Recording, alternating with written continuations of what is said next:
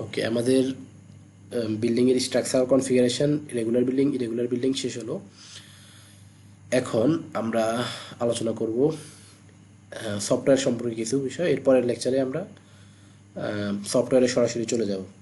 ওকে, তো এখানে আমাদের ইট্যাপস সফটওয়্যারের পূর্ণরূপ, যেহেতু আমরা সফটওয়্যারটা নিয়ে কাজ করব, এই সফটওয়্যারটার পূর্ণরূপটা আমাদের জানা উচিত অবশ্যই। তো ইট্যাপসের পূর্ণরূপ হলো extended 3 dimensional analysis of building system. Founder হলো সিএসআই, মানে কম্পিউটার স্ট্রাকচার অ্যান্ড ইনকর্পোরেশন, আর সিইও হলো আশরাফ হাবিবুল্লাহ। এখানে একটা প্রশ্ন আপনাদের মনে জাগতে পারে, সেটা হলো অনেক সফটওয়্যার আছে পৃথিবীতে, স্ট্রাকচারাল ডিজাইন সফটওয়্যার আর কি। সে সফটওয়্যারগুলো থাকতে অনেক সফটওয়্যার বলতে যেমন স্ট্যাট প্রো আছে, এরপরে স্যাপ 2000 আছে, এরপরে আছে রিভিট স্ট্রাকচার আছে, হ্যাঁ, এরপরে আছে প্রোটা স্ট্রাকচার আছে, এরপরে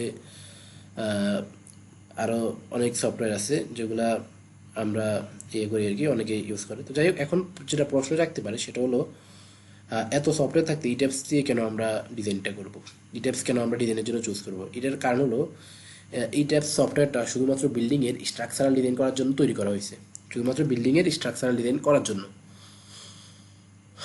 এই কারণেই এই সফটওয়্যারটা সবচেয়ে বেশি ইউজার ফ্রেন্ডলি। আর অন্য আদার যে স্ট্রাকচারাল ডিজাইন সফটওয়্যারগুলো আছে সেগুলোতে কিন্তু বিল্ডিং ছাড়াও অনেক কিছু মানে অনেক স্ট্রাকচার ডিজাইন করা যায়, বিভিন্ন ধরনের স্ট্রাকচার। আর ইট্যাপসটাতে শুধুমাত্র বিল্ডিংয়ের জন্য তৈরি করা হয়েছে, যার কারণে এটা অনেক ইউজার ফ্রেন্ডলি এবং মানে খুবই সহজ বলা যায়, হ্যাঁ। যার কারণে এটা আমাদের অন্য সফটওয়্যার বাদ দিয়ে আমরা ইট্যাপসটা বিল্ডিং ডিজাইন করার জন্য ব্যবহার করবো। এরপর আমি আলোচনা করবো ডিজাইন কোড নিয়ে। তো প্রথমে বলি ডিজাইন কোডটা কি। ডিজাইন কোড হলো কিছু আইন, নিয়ম, কানুন, প্রভিশন, এগুলা।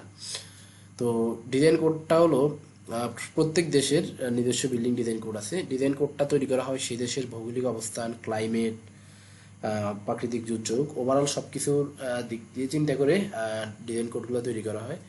তো সারা সেম একইভাবে বাংলাদেশের একটা ডিজাইন কোড আছে, সেটা বাংলাদেশ ন্যাশনাল বিল্ডিং কোড। এই বিল্ডিং কোড দিয়ে আমাদেরকে ডিজাইনটা করতে হবে। তো আর আমেরিকার হলো এসিআই, আমেরিকান কনক্রিট ইনস্টিটিউট, আর ইন্ডিয়ান হলো আইএস স্ট্যান্ডার্ড, ব্রিটিশদের জন্য ব্রিটিশ স্ট্যান্ডার্ড, আর ইউরোপের জন্য ইউরো স্ট্যান্ডার্ড।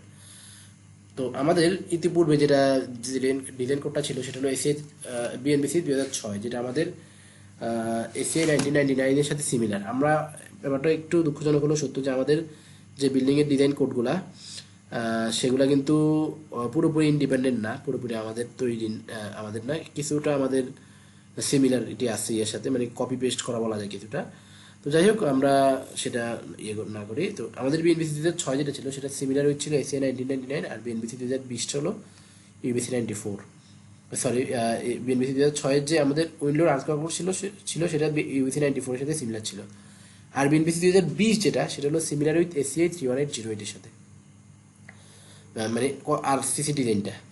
আর সিসমিক ডিজাইন যেটা, মানে আর্টওয়ার্ক লোড যেটা, সেটা ASC 705-এর সাথে সিমিলার। উইন্ডোরটা ASC 705-এর সাথে সিমিলার।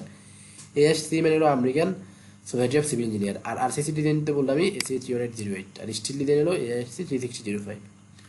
তো একটা বিল্ডিং আমাদের বা যে কোনো স্ট্রাকচার ডিজাইন করার জন্য আমাদের অবশ্যই ডিজাইন কোডটা ফলো করতে হবে। ডিজাইন কোডটা শুধুমাত্র বিল্ডিংয়ের জন্য এমন নয়, এটা আর্কিটেক্টদের জন্য, ইলেকট্রিক্যালদের জন্য, সবার জন্য আর কি। বিল্ডিং ডিজাইন কোড ব্যবহার করে যদি আমরা বিল্ডিংয়ের স্ট্রাকচার ডিজাইন করি তাহলে আমাদের ডিজাইনটা ইউনিফর্ম হবে। মানে যদি 10 জন মানুষ সেম বিএনবিসি 2020 ব্যবহার করে ডিজাইন করে, তাদের সবার ডিজাইন রেজাল্ট অলমোস্ট সেম আসবে, ডিজাইনটা অ্যাকুরেট হবে। আর্টওয়ার্ক হলেও আমাদের তেমন কোনো ড্যামেজ হবে না, কোনো সমস্যা হবে না, আমাদের ডিটেলিংটা ডাকটাইল ডিটেলিং হবে। ওভারঅল সব দিক দিয়ে বিবেচনা করে আমাদের বিল্ডিংয়ের বা যে কোনো স্ট্রাকচারাল ডিজাইন করার জন্য আমাদের অবশ্যই বিএনবিসি 2020 ফলো করে স্ট্রাকচারাল ডিজাইনটা করতে হবে। আর এই কোর্সে আমি বিএনবিসি 2020 ফলো করে স্ট্রাকচারাল ডিজাইনটা করব। ওকে।